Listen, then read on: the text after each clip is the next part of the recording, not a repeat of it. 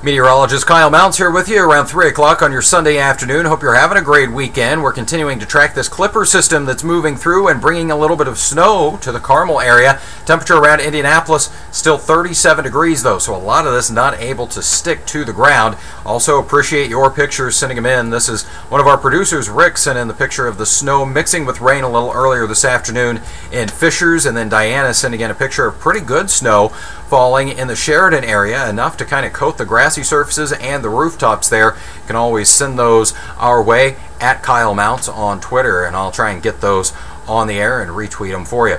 Here's a look at what we're seeing with temperatures still around 40 degrees in Terre Haute, that 37 in Indianapolis, so a lot of melting if anything is mixing in. And then we get to Lafayette and Muncie, 33 degrees. Here we're seeing a little more in the way of some accumulation, 29, and a couple of road issues there around Peru, or at least the potential as that's sticking to more areas.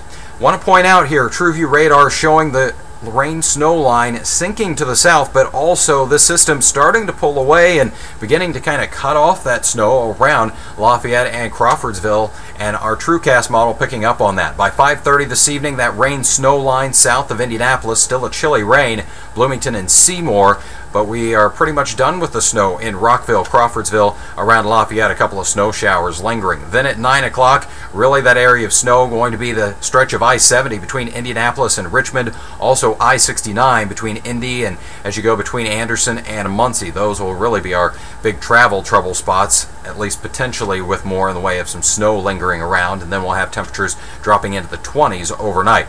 Winter weather advisory continues until midnight for Kokomo, Marion, Anderson, Muncie, Newcastle, right into Richmond.